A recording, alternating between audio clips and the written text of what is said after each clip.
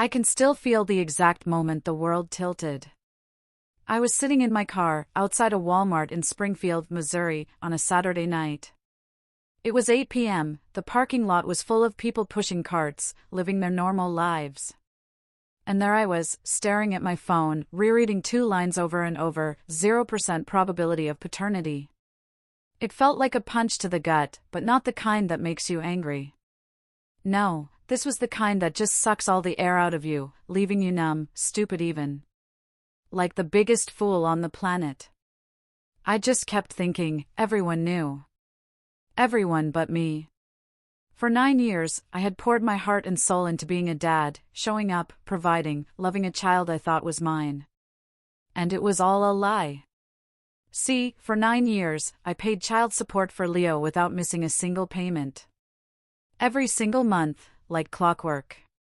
I showed up to birthday parties, even when Sarah, my ex-wife, made it clear I wasn't welcome. I picked Leo up from school when she had other priorities. And I never once complained about the system that left me budgeting every dollar while she seemed to live comfortably.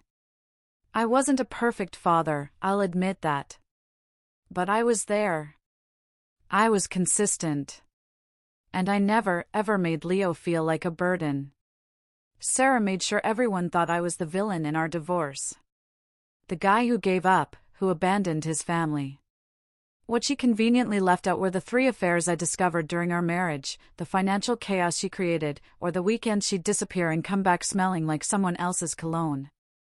I didn't fight her in court. I wanted stability for Leo. I didn't argue when she got primary custody because I truly believed a kid needed his mom. And I didn't push back when the judge set child support at a number that had me eating ramen 4 nights a week. I just paid, kept my head down, and tried to be the dad Leo deserved, even though his mother always found a way to make me feel like I'd never be enough. Then last month, her lawyer sent me a letter demanding a 30% increase in child support. Not a small adjustment, but a huge jump. The reasoning? Inflation, rising costs, and my salary had gone up. I'm a financial manager. I work long hours, been promoted twice in 5 years.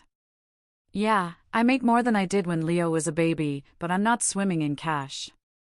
I still live in a 1-bedroom condo. My car has 160,000 miles on it. I still budget every single dollar because half my paycheck vanishes on the 1st of every month. Meanwhile, Sarah hasn't held a steady job in 3 years, despite her social media constantly showing spa days and weekend getaways. Every time I picked up Leo, he was in worn-out shoes while she was carrying a new designer handbag. The money I sent wasn't going where it was supposed to. When her lawyer started throwing around phrases about financial responsibility and the child's needs, something inside me just snapped. I didn't hire a lawyer right away. I just asked for an audit. A simple breakdown of expenses for Leo, receipts, proof that this increase was actually necessary. And you'd think I'd asked her to commit a crime. My phone blew up. Texts calling me controlling, accusing me of trying to punish her, saying I was weaponizing money to harm our son. When I didn't back down, she started posting vague messages on social media about deadbeat dads and men who misuse the legal system. I watched my phone light up with messages from people I hadn't talked to in years, mutual friends who suddenly had strong opinions, coworkers asking if everything was okay. She was building a narrative where I was the villain, and she was the victim. I wanted to scream my side of the story, but I didn't. I knew it would just make things worse. So, I stayed quiet, trying to figure out my next move. Eventually, we had a meeting, just the 2 of us, at a Starbucks near her condo. I brought a folder, 9 years of payment records. Every bank statement, every receipt, proof I'd never been late, never been negligent, always reliable. I slid it across the table and told her I wasn't trying to hurt her, I just wanted transparency. She looked at me like I'd spit in her face. She didn't open the folder. Didn't even glance at it. She just stared with this cold expression and said I'd always been like this, always needing to be right, always needing to control everything. My hands shook under the table, not from anger, but from sheer exhaustion. Tired of being painted as the bad guy. Tired of paying for a life I wasn't part of. Tired of pretending that everything she did during our marriage didn't matter anymore. And that's when I said it. The thing I'd held back for almost a decade. The question that had been sitting in the back of my mind since the day I found out about her first affair. After everything you did during our marriage, after all the lies, I said, I think I deserve to know the truth. She went completely still. I need a DNA test. The words came out quieter than I expected, but they landed like a bomb. For a second, Sarah just stared, like I'd spoken a different language. Then she laughed. Not a real laugh, but this sharp, bitter sound. She asked if I was seriously going to punish our son because I couldn't let go of the past. I told her I wasn't punishing anyone. I just wanted to know. She stood up so fast her chair scraped across the floor. She called me a monster, loud enough for the entire coffee shop to hear. Then she walked out, leaving me sitting there with my folder of useless receipts and a question I couldn't take back. I didn't hear from her for 3 days. When she finally responded, it was through her lawyer, a formal letter agreeing to the DNA test, on the condition that I continued paying child support during the process and covered all associated costs. I agreed. I didn't have a choice. And part of me, the part that had been there for every scraped knee and every bedtime story, believed the test would come back positive, and this whole nightmare would be over. I scheduled the test at a clinic in Springfield. Sarah brought Leo in without saying a word to me. I watched my son swab the inside of his cheek while his mother stood in the corner, arms crossed, glaring like I was destroying his life. Leo didn't understand. He just knew his dad was being weird. And when the nurse handed me my own swab, I felt like the worst person in the world. The results took 2 weeks. 2 weeks where I couldn't sleep, couldn't focus at work, couldn't do anything except imagine all the different ways this could go. I told myself it didn't matter what the test said, that I'd still be Leo's dad, that biology wasn't everything. But deep down, I knew if that test came back negative, everything would change. I kept checking my email obsessively, refreshing the page every 10 minutes. And then, that Saturday night in the Walmart parking lot, the notification came through. I opened the attachment. Read the first line. 0% probability of paternity. And the world tilted. I had thought the test would shut the conversation down, maybe force Sarah to admit she'd been lying, prove I wasn't just paranoid. I had no idea it would blow my entire life apart. I sat there for over an hour, watching people with their grocery carts, unable to move. Accepting what I just learned felt like moving a mountain. The weirdest part? I wasn't angry. Not at first. I didn't want to scream or punch anything. I just felt stupid. Like everyone had known but me. Like they'd all been laughing behind my back for almost a decade. I thought about every birthday party, every school pickup, every night I'd gone to bed exhausted because I'd spent my weekend being a dad. None of it had been real. Or at least, not in the way I thought it was. I didn't tell anyone for 3 days. How do you even say that out loud? I went to work, sat through meetings, answered emails, pretended everything was fine, while my brain ran through every memory I had of Leo as a baby, looking for signs I'd missed. I started seeing things that weren't there. Or maybe they'd always been there, and I'd just ignored them. How Leo had her eyes and her laugh, but nothing that looked like me. How during the pregnancy, Sarah had been strange about doctor's appointments, always going alone, always brushing off my questions. I finally called my brother Wednesday night and told him everything. He was silent for so long I thought the call had dropped. When he finally spoke, his voice was shaking. He asked what I was planning to do, and I realized I had no idea. Sarah didn't reach out after the test. Not a text, not a call, nothing. That told me everything I needed to know. She'd known. Maybe not for certain, but she'd known it was possible. And she'd spent 9 years betting I'd never ask. That I'd just keep paying and keep playing dad, and never questioned the story she'd sold me. On Friday, I got an email from her lawyer, not about the test results, but about the child support increase, as if nothing had changed. Like the DNA test was just a minor inconvenience we could gloss over. The email talked about setting aside our differences for Leo's sake and hoping I'd do the right thing and continue supporting my son. I almost threw my laptop across the room. I forwarded the email to a family lawyer named Eleanor I'd found online. She had excellent reviews and a reputation for not backing down. I scheduled a consultation for Monday morning. Eleanor looked at the DNA results for maybe 10 seconds before she looked up at me and laid out my options: petition to terminate child support immediately, sue for repayment of what I'd already paid, fight for custody if I wanted to maintain a relationship with Leo despite biology, or walk away completely. I told her I didn't want to hurt Leo, that none of this was his fault. She nodded like she'd heard it 1,000 times and explained I needed to think about myself, too. Sarah wasn't going to stop demanding money just because the truth was out. I signed the paperwork that day, a petition to terminate child support and a request for an emergency hearing. Eleanor said she'd file everything by the end of business. That's when Sarah started her campaign. And I mean campaign. What she did next was calculated and vicious, designed to destroy me before I could destroy her. She posted on every social media platform she had. Long, emotional posts about how I was abandoning a child I'd raised for 9 years, how I was using DNA as an excuse to escape my responsibilities, how I was traumatizing Leo by rejecting him over something he couldn't control. She didn't mention the affairs. She didn't mention the lies. She just painted herself as a struggling single mom and me as a monster who decided biology mattered more than love. My phone exploded. People I barely knew telling me I was disgusting. Coworkers asking if the rumors were true. Even my own mother called to ask what I was thinking. I wanted to fight back. I wanted to post the DNA results, the affair timeline, every piece of evidence that showed who Sarah really was, but Eleanor told me not to. Anything I said publicly could be used against me in court.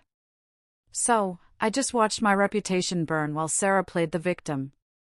The hearing was set for 3 weeks out. And in that time, Sarah did something I didn't expect. She named the biological father, a guy named Jason, who'd worked with her at an insurance company back when Leo was conceived. She did it through her lawyer, in a formal statement that basically threw him under the bus while trying to keep my wallet open. I'd never heard of Jason. Didn't know what he looked like or if he even knew Leo existed. But apparently, Sarah had kept in touch with him, and now she was dragging him into this mess, too. Eleanor called and told me things just got more complicated because now there were 3 parties involved: me trying to get out, Sarah trying to keep the money flowing, and Jason, who might not even know he had a kid. I looked Jason up on social media, found his profile in about 5 minutes, and spent an hour scrolling through photos of his life. He was married, had 2 kids of his own, worked as a sales manager, looked happy in that basic suburban dad way. I wondered if he had any idea what was coming. Part of me wanted to message him, warn him, tell him Sarah was about to blow up his life the way she'd blown up mine. But I didn't, because Eleanor had made it clear I shouldn't contact anyone involved in the case. 2 days later, Jason's lawyer filed a motion demanding his own DNA test. Which meant he either didn't know or didn't believe Sarah. Suddenly, there were 2 legal battles happening at once, me trying to get out, and Jason trying to figure out if he was in.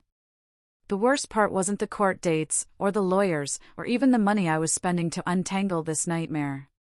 The worst part was Leo. Sarah had told him some version of the story.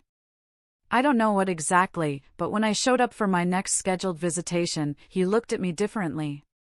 Like I was a stranger. Like I'd done something wrong. He barely talked during the whole visit. Just sat on my couch playing games on his tablet. When I tried to explain that I still cared about him, that none of this was his fault, he just shrugged and said his mom told him I didn't want to be his dad anymore. I didn't know how to respond to that. Didn't know how to tell a 9-year-old his mom had lied about everything. So, I just told him that wasn't true and left it at that.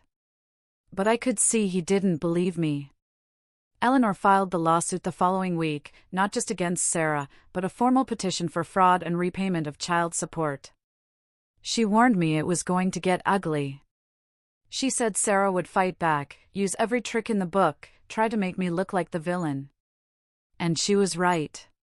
2 days after the filing, Sarah's lawyer submitted evidence that I'd allegedly known about her affair with Jason during the marriage and had accepted Leo as mine. The evidence was a series of text messages between me and Sarah from years ago. Messages where I'd said things about wanting us to work, believing Leo needed both of us.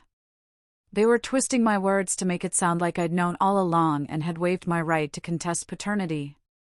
I read through those old messages and felt sick, because they were real. I had said those things. But not because I knew Leo wasn't mine. I'd said them because I was trying to save a marriage that was already dead. The hearing was scheduled for early November. 2 separate cases now running parallel, mine against Sarah, and the state's case to establish Jason as the legal father. Eleanor said, depending on how things went, this could drag on for months, even years. I asked her what my chances were, and she gave me this look that told me she'd seen cases like mine go both ways. She explained it really depended on the judge. Some saw this as fraud, others as a man trying to escape responsibility. We needed to be prepared for anything. I went home that night and sat in my condo, staring at the wall, thinking about how I'd spent 9 years building a life that wasn't real, and how the only way forward was to tear it all down. Sarah called me directly for the first time in weeks, using a number I didn't recognize. When I answered, she asked if I was really going to destroy everything. I told her she'd already done that, and she hung up. The first hearing happened on a cold morning in early November. One of those days where the sky is gray and everything feels heavy. I sat in that courtroom watching Sarah's lawyer paint me as a man who'd raised a child for 9 years and was now abandoning him over a piece of paper. They had photos of me and Leo at birthday parties, screenshots of text messages where I'd called him my son, even a Father's Day card he'd made me in 2nd grade. They displayed it all like evidence of some kind of contract I'd signed in blood. Sarah sat at her table looking devastated, dabbing her eyes with tissues, playing the part of the heartbroken mother protecting her child from a monster. I wanted to stand up and scream that she'd lied about everything, but Eleanor squeezed my arm and whispered that I needed to stay calm. Judge Miller, an older woman who looked like she'd seen every trick in the book, listened to both sides without much expression. When Sarah's lawyer finished his performance about the importance of emotional bonds over biology, Judge Miller asked one simple question that cut through all the noise. She asked if Sarah had known or suspected during the marriage that the child might not be mine. Sarah's lawyer stumbled over his words, trying to avoid a direct answer, talking about the complexities of relationships and the fog of memory. I watched Judge Miller's expression shift from neutral to skeptical in about 5 seconds. Eleanor stood up and presented the DNA results, the timeline of Sarah's affair with Jason, and the fact that Sarah had never once suggested a paternity test herself despite knowing about the affair, despite having every opportunity to come clean during the divorce 9 years ago. She brought up the child support modification request that had triggered this whole mess, pointing out that Sarah had demanded more money while simultaneously hiding information that would have made me not legally responsible for any payments at all. She argued this was textbook fraud. Sarah's lawyer tried to redirect, claiming I'd implicitly accepted paternity by being involved in Leo's life. But Eleanor was ready with case law showing that fraud undermines everything, that you can't enforce a contract or obligation based on a lie. Judge Miller called for a recess and said she'd issue a ruling within 2 weeks. As I walked out of that courtroom, Sarah tried to approach me in the hallway, but her lawyer pulled her back. I just kept walking. I didn't hear anything for 10 days. I lived in this weird limbo, not knowing if I was still Leo's father in the eyes of the law or if I was about to be released from a 9-year sentence I'd never deserved. I kept going to work, kept paying my bills, kept checking my email obsessively. Then, on a Wednesday afternoon, Eleanor called and told me to sit down. Judge Miller had ruled in my favor. Terminated my child support obligation, effective in 30 days pending any appeals, and ordered Sarah to provide full financial documentation for a separate hearing about repayment of past support. Eleanor said it was a significant win, that judges rarely went this far in paternity fraud cases, but the fight wasn't over because Sarah could appeal, and the repayment case was going to be brutal. I asked what happened with Jason, and Eleanor said his DNA test had come back positive. He was Leo's biological father, and the state was now pursuing him for future child support while my case against Sarah for repayment moved forward separately. That's when Sarah made her biggest mistake. The kind of mistake that turns a legal case into a criminal investigation. About a month after the ruling, I got a notification from my bank about unusual activity on an old joint account I'd set up during our marriage for emergencies. One that was supposed to have been closed during the divorce, but had somehow slipped through the cracks. Someone had charged $8,000 to it over the course of 3 days. When I called the bank, they told me the charges were for cash advances and transfers. I immediately thought of Sarah, pulled up the account history online, and saw she'd been using it sporadically for months, small charges here and there that I'd never noticed. But now she'd gone big, probably panicking about losing child support and thinking she could grab whatever she could before everything crashed down. I reported it to the bank, filed a fraud claim, and called Eleanor, who told me this was potentially identity theft and that I should file a police report immediately. I went down to the station and gave them everything, the account statements, the timeline, proof that I'd never authorized the charges. The officer taking my report looked at me with this mix of pity and disbelief. Over the next month, the bank's fraud department confirmed that the signatures on the cash advance slips didn't match mine, that the IP address for the online transfers traced back to Sarah's condo, and that they were referring the case for prosecution. Eleanor called me and said Sarah had just made my repayment case 10 times easier, because now it wasn't just about child support fraud. It was about financial fraud, forgery, and theft. The final hearing was scheduled for mid-December. By that point, Sarah's world was falling apart in real time. She'd lost her part-time job after the fraud investigation became public. Jason's wife had filed for divorce after finding out about Leo. And the legal system was now pursuing Jason for child support while simultaneously investigating Sarah for multiple counts of fraud. I showed up to court with Eleanor, and Sarah showed up with a public defender because her original lawyer had dropped her. She looked completely different from the confident woman who'd demanded more money just 7 months earlier. Judge Miller reviewed everything.